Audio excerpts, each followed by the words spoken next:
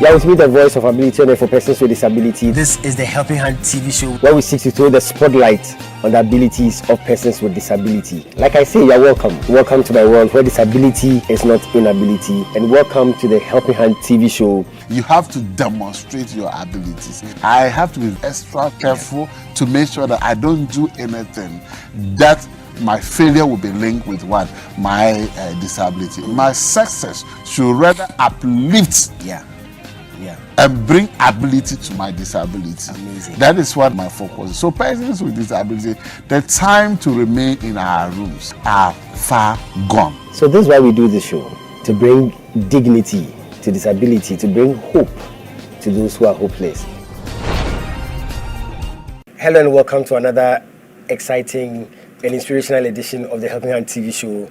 We need the voice of ability and for persons with disability. This is a very, very special edition where we are honoring the memory of my late mom, Mrs. Christina Anansiwa Hackman. And I have a very, very special guest with me to help me with the discussions. I'm going to go for a quick commercial break. When I come back, I'll introduce you to my very, very special guest. It's the Helping Hand TV show. Stay tuned.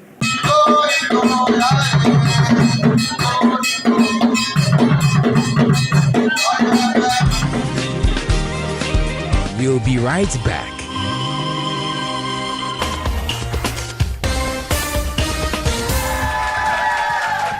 Hello, ladies and gentlemen. You are with me, the voice of ability on the air for persons with disability.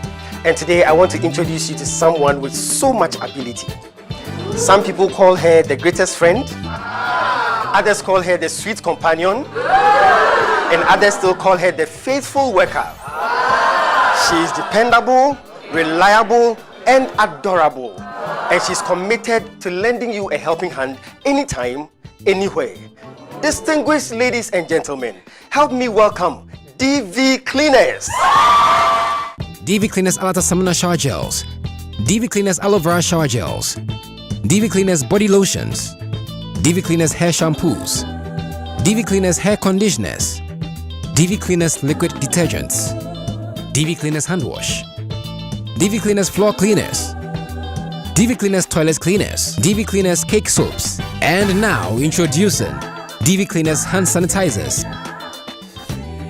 For bulk purchase, call us on +233 278 308 246 or +233 244 467 326. DV Cleaners, one of the topmost made in Ghana products. DV Cleaners, proudly Ghanaian. And so remember that anytime you purchase any of the DV Cleaners range of products, you are lending a helping hand to a person with disability and you are supporting H4P organization's special advocacy for persons with disability. DV Cleaners! Nature's finest touch! Special edition on the Helping Hand TV show. This is a very special edition because we are honoring the memory of my late mom, Mrs. Christina Anansiwa Hackman. What do you think made baby outstanding? What made her extraordinary? Her faith in the Lord, her strength of character, God-fearing, God-loving, God-honoring, thinking of other people. And she held on to the faith in God. I think because of her nature, people too liked her. Okay. People really liked her. Okay. Yes. I miss her so much. We have to remember her memories forever. We thank God that we have good memories that we can share with others. She really touched people. She really touched people. And the wealth of knowledge of the word of God that she had, you can't imagine. So baby has taught us selflessness, thinking of others, trusting in the Lord, and giving your best. We thank God that He gave her to us in our family to be my big sister. This is a very special edition because we are honoring the memory of my late mom, Mrs. Christina Anansiwa Hackman, a real woman of virtue. We cry because we miss her, but we are really grateful to God for her life. Generations would forever remember you. Your legacy lives on.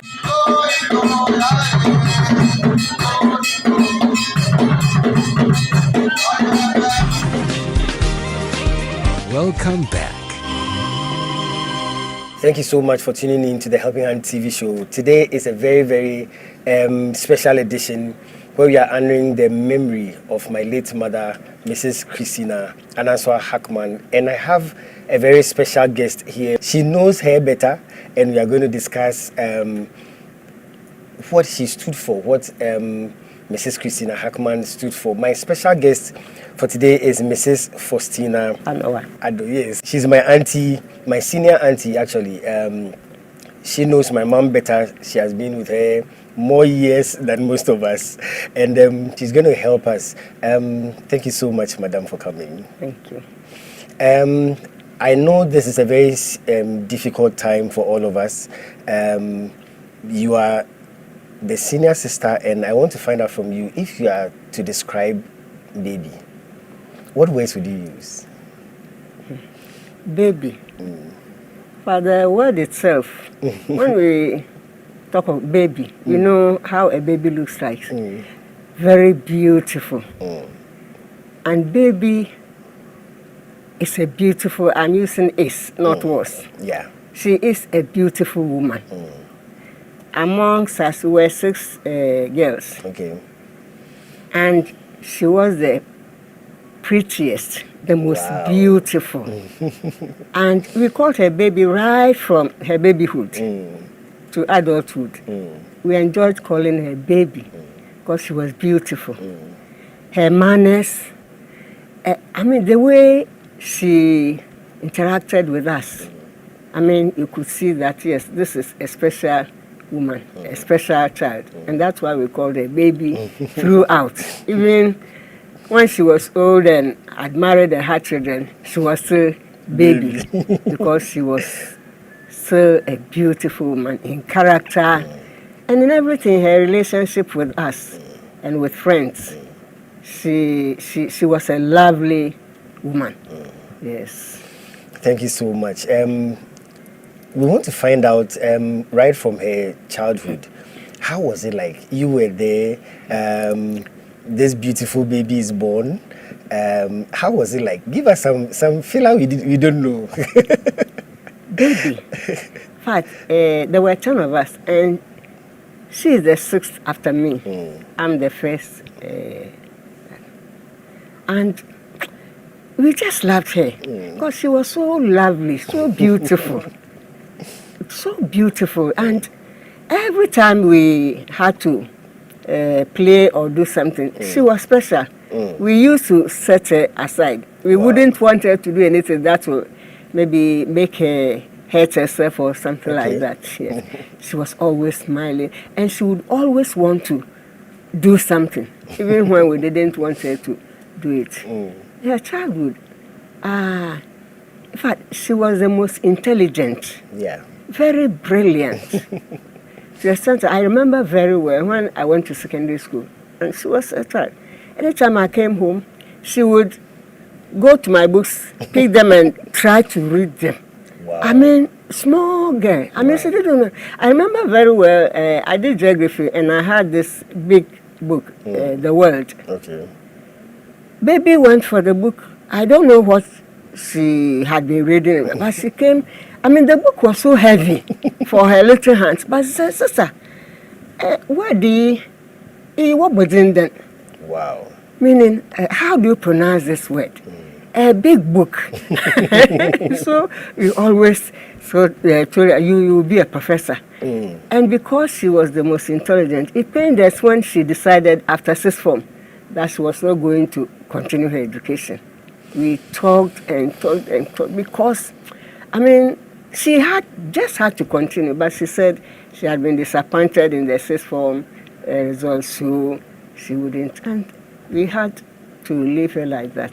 But that was quite interesting, because with the 6th form, with the information I had, was it the French she didn't get? It was French also, yes. So, and that put her up because she was a brilliant lady. Okay. And to have thought that she didn't do well in one subject was so disappointing to her. Wow. That she decided she was not going to do it again, and she was not going to go to it. We talked. In fact, it pained me. But maybe that was God's will for her. And so she didn't continue. in the house. She would always want to do what elderly people would do. And we just push her aside, and then she will still want to do it. She's somebody who likes work. Yes, she likes work. And she's so jovial and affable. She easily made friends. Oh, okay. She just had to be there. And in no time, she will make friends. She wasn't an extrovert as such, and she wasn't an introvert. Okay. But she easily made friends. And I guess it's because of her beauty, of the physical beauty and the beauty of character, also endeared her to so many people. Oh, she was our idol. She was our idol. And baby was special. Baby was special. Baby was special. Yeah.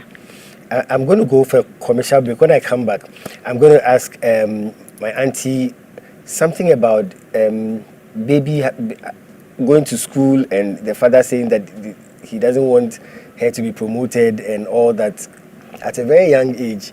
An interesting story. It's the Helping Hand TV show. We'll be right back. Stay tuned.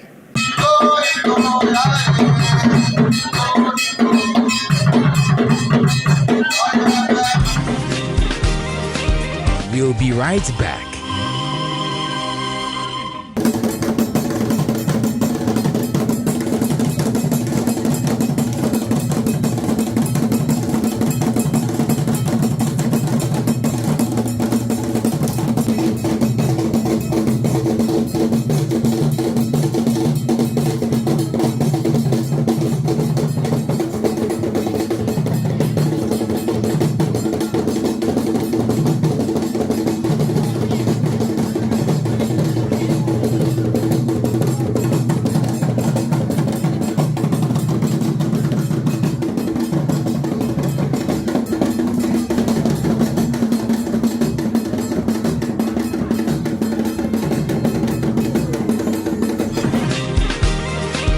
Welcome back. Yeah, welcome back to the Helping Hand TV show with me, the voice of ability on air for persons with disability. This is a very special edition of the Helping Hand TV show. We are honoring the memory of Mrs. Christina Anansiwa Hackman. And my very special guest for today is my senior auntie who is helping us to know behind the scenes stories of baby. Thank you so much for your time. Thank you. There's a story that fascinates me about baby's education. I hear she was asked to go to school just to go and walk around school and come back. Then she passed and was going to be promoted to, is it class 2? And your father said no, she should not be promoted. I was wondering, why did he stop her from being promoted? In fact, in those days, there weren't nursery schools. Okay. The kindergarten or something. Those times there weren't any. Okay. Otherwise, she could have gone to a nursery school. Yeah. But anytime we were going to school, she would follow. She was so tiny. She wasn't of school-going age. Okay. But she would not be left at home. So she would run after us. Then we went to school, and then the headmaster, one Mr. Yali, said, oh, allow her. So she'll be lurking around. When we close, we'll come home with her. Then I came to a time, Master said, okay, let her be in the class. At the end of the year, the teacher said she wrote the exam and she passed. How did she do it? Because we thought she was just walking around. Yeah. So she had to be promoted. My daddy said no, because she hadn't even reached the age of starting school. But Master Yali insisted, let her continue. And she continued class 2, and then she passed again. And so he had to leave her. She continued like that. So that's how come. That's why it made me especially when after 6th form she decided she was not going to school. Naturally, she was a brilliant girl. Very brilliant. Very brilliant. Let's talk about some of the friends that she had. If you knew some of the friends that baby had, you said she was friendly. She would make friends easily and all that. What kind of friends do you think she made? We were brought up in, as we say, religious home or God-fearing home. Okay. When we left the house, we were going to school, going to Sunday school, going to church, going to choir practice. Okay. So those were we never went about. Okay. And so naturally, her friends were those who were in the church. Okay. Choruses, Sunday school friends, church friends, and so on. Yes. So those are the friends we all grew up with. Yeah. It was surprising. Even at a funeral, some of our old friends, the Kumasi, we grew up in Kumasi. Okay. They all came. We were surprised. And those friends she had were also from Christian homes. Okay. And so there was no temptation for her to be wayward or do anything that did not please our parents. Yes.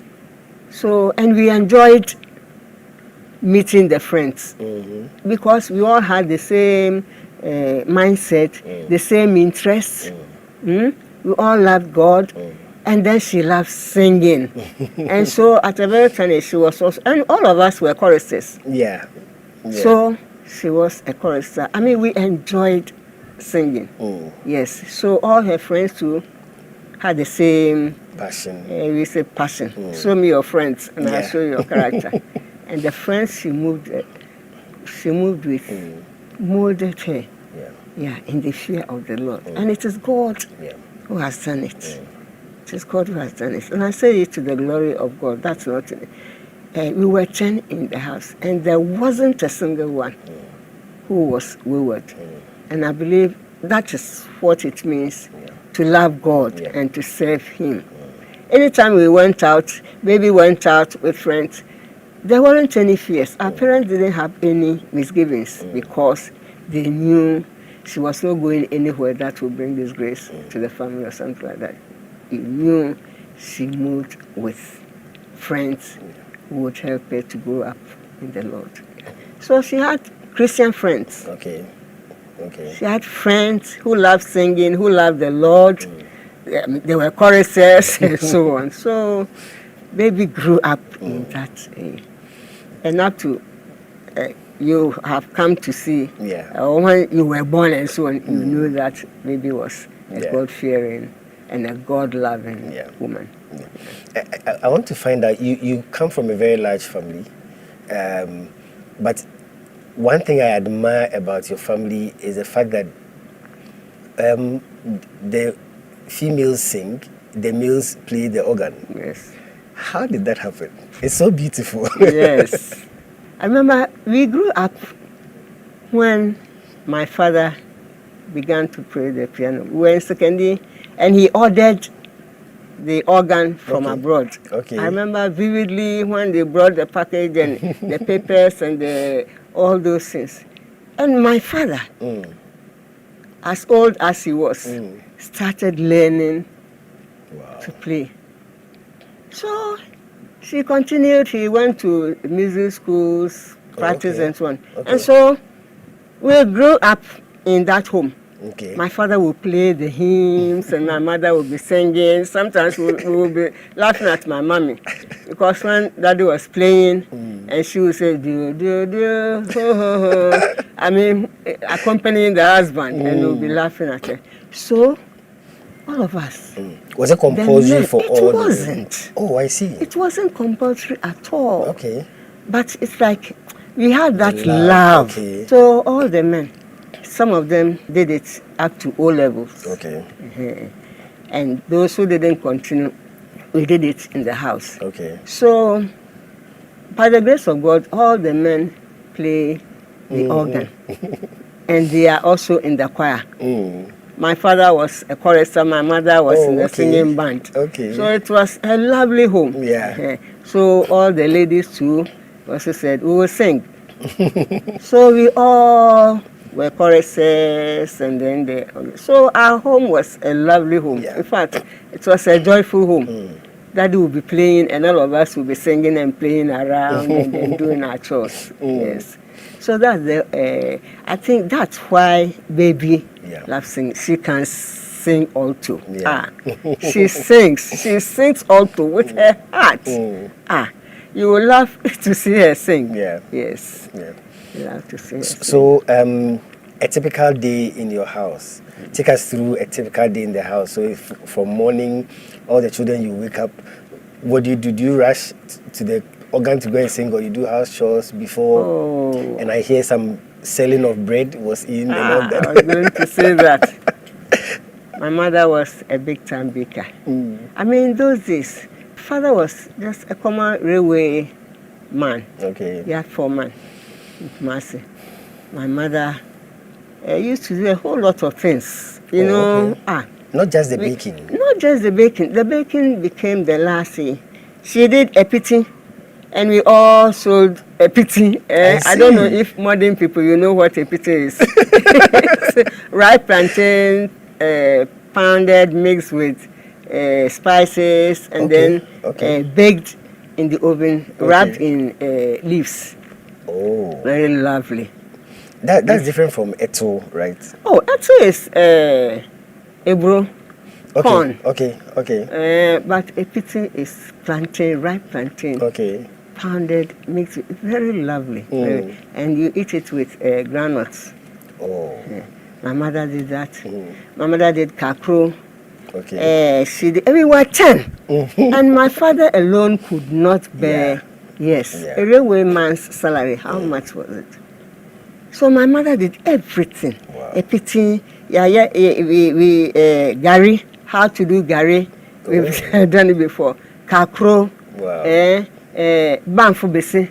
You know banfu besi. All those things that will help bring income to the home. And could you believe 10 of us? We never starved. There was always plenty of food in the house.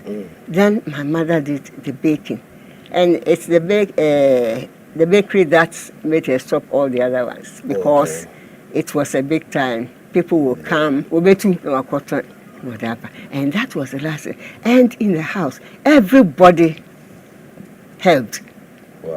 We will go to the mill, mix the dough, bring it, and then all hands will be on deck. It's lovely, all of us. The children who would not even do it well, they were all doing it. And then when it came to baking it, we all helped. And then we'll be eating. We'll be eating while we were carrying the bread from the oven to the kitchen. And one interesting thing is, we will always steal some of the. In fact, we'll steal it, and when we hear mommy coming, it doesn't matter how much is left. You just threw it over the cupboard, where she until the time when it's time for her to clean the place, and she will move it. She say, "Hey, and she was happy. When there was nobody, she said, what will these children eat? Meanwhile, we had eaten fufu, and the bread was just dessert.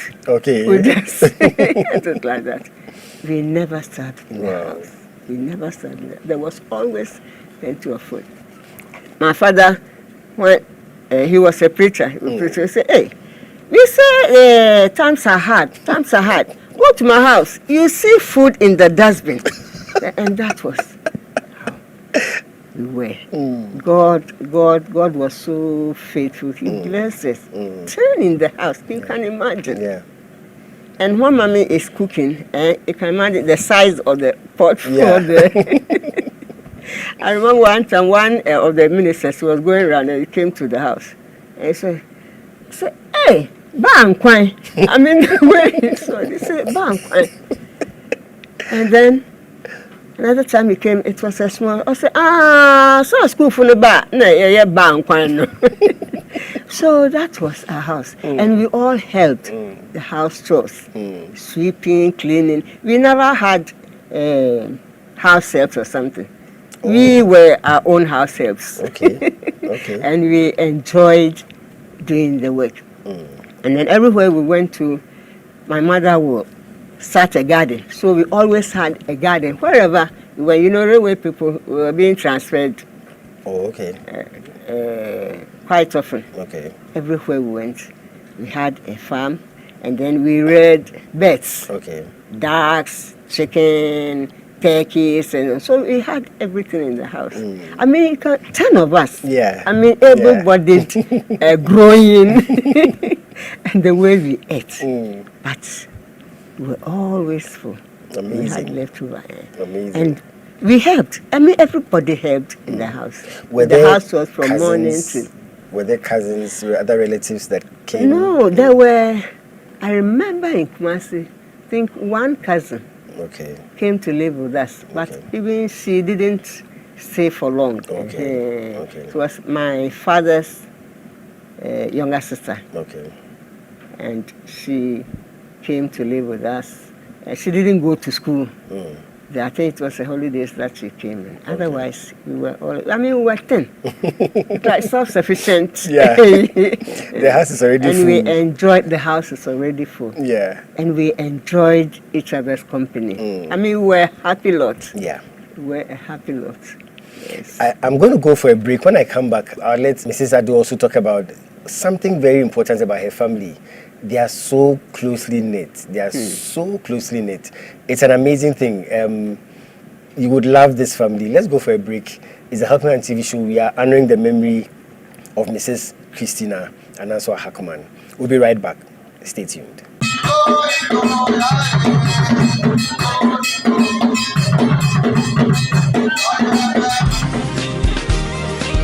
We'll be right back.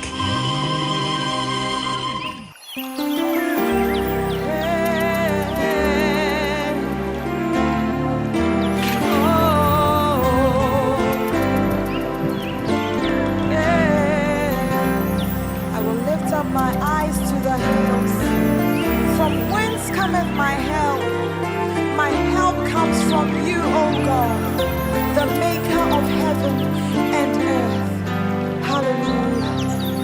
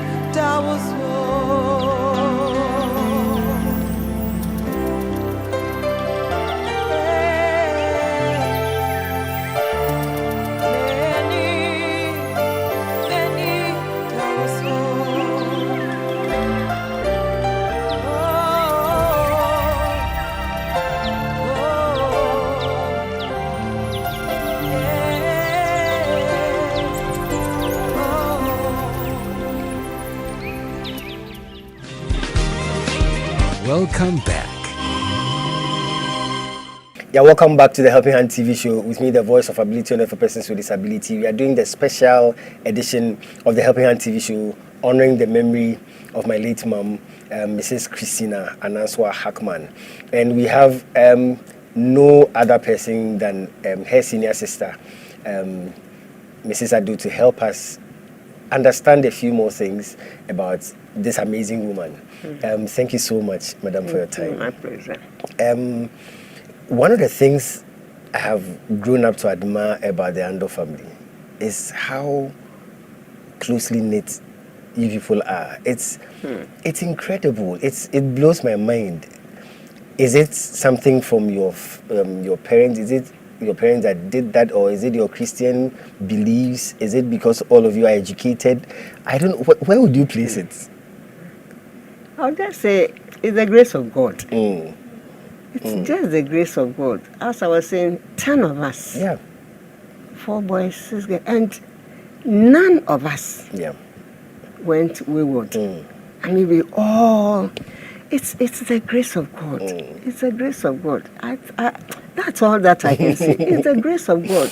The way we were brought up. Okay. So by the time you grow up, you yourself... You love the Lord. You want to go to the house of the Lord. You want to move with God's people. And God helped us to walk by the word of God. No fighting. There weren't many fights. I don't remember quarrelings and so on. I don't remember. Maybe there were, but we weren't. I mean, you know, those fightings and so on. Occasionally as children, maybe it happened. But we grew up loving each other. Maybe it's because of what the Bible says. The man who knows the Lord brings up the children also in the fear of the Lord. And it's the fear of the Lord that strengthens our path. We walk in the ways of the Lord. All that we know is the word of God. All that we know is... And one thing about my father, if you did anything wrong, in fact, my father knew the Bible. He read it over 9 times or something. And he knew everything, every situation that comes along. He knows where it is in the Bible. It's amazing. So we are also trying, but we try and fail. Every year we want to read the Bible through, then something happens. But my father read the Bible through. So if you did anything wrong, and she'll call you, then he will go and open. Read this. So that's how he brought us up. Every situation that happened, he'll use the Bible. He'll open it, he'll tell you, read it. And then you read it. So I believe it's God. Yes. Were they strict on you? They were not strict. Oh, we could bring our friends to the house. Wow. In fact, myself and my sister, when we were in school, that we went to school, secondary college, from Kumasi. So we'll go with the bus, and there were Kumasi boys and so on.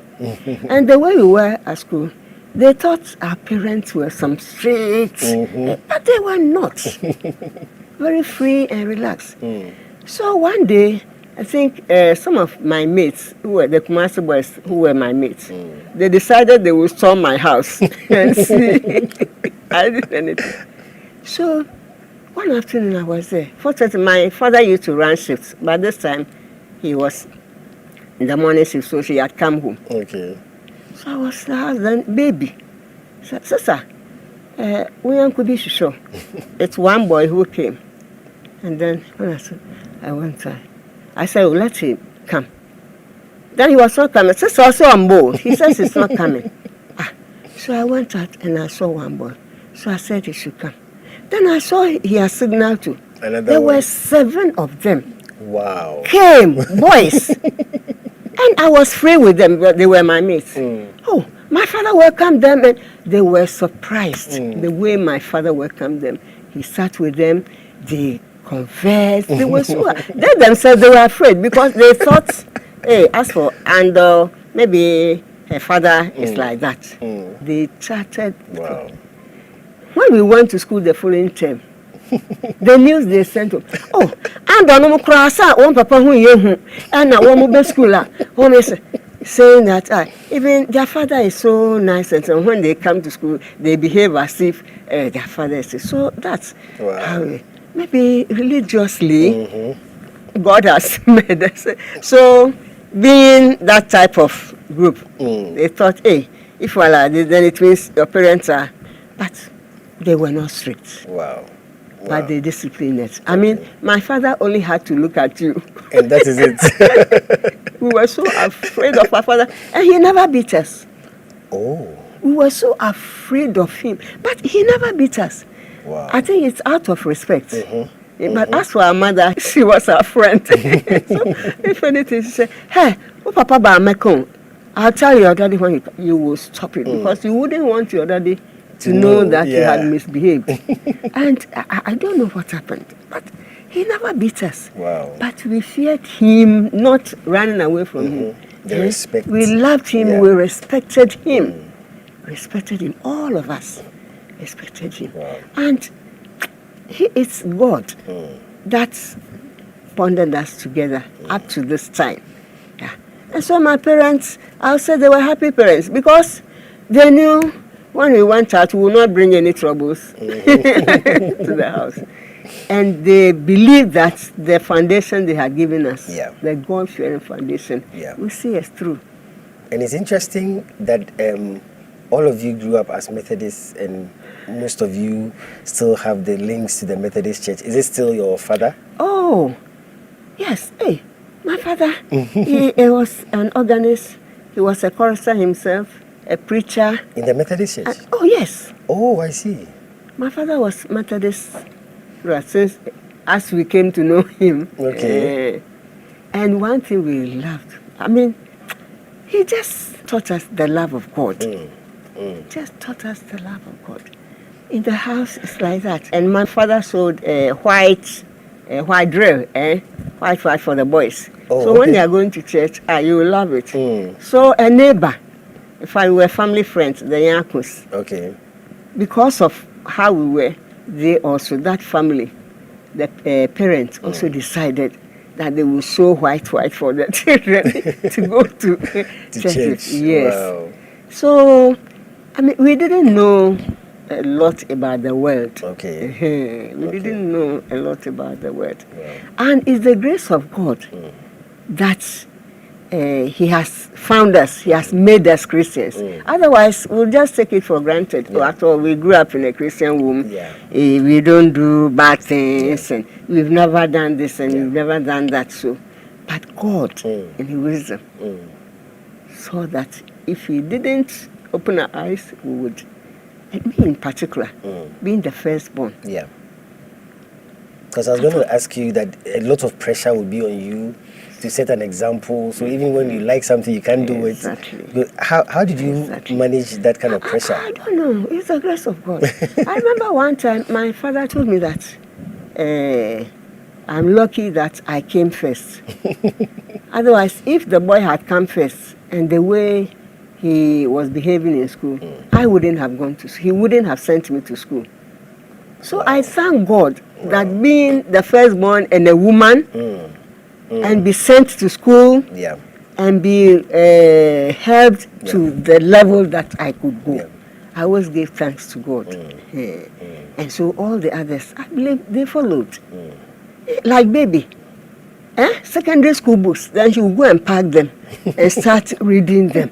I mean, you don't even know what she was reading, but she would be opening, and then he came with this big book. Sister, how do you pronounce this word? Wow. So I think it's God who has done it. And as maybe by the grace of God, because of the way I lived, the way I obeyed my parents and so on, all those who came, that's what they knew. So they all followed. So we thank God. And I thank God that all of us are serving the Lord faithfully in our churches. Not because of what we've done, but because of what God has done for us. The grace of God. The grace of God. 10 of us. God has seen all of us through. It is His grace. So God is faithful. We are giving God thanks for his faithfulness. It's a Helping Hand TV show. We'll go for a quick break. Stay tuned. We'll be right back.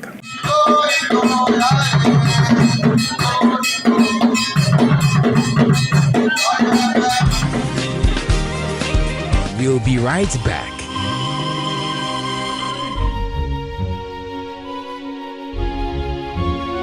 There are some things in life that never change, like day and night, like the sun rising and setting, like the dogs barking and birds chirping. These are some of the constants of life. And for me, you, my dear mother, were my major constant in life. Baby, as we fondly call you, for me, you were consistent and reliable.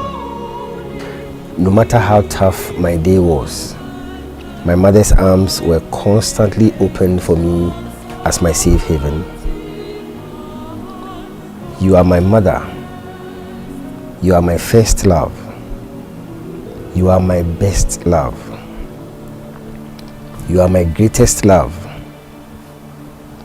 Indeed, you are my mother. Baby, my sweet mother, rest in peace and rise in glory.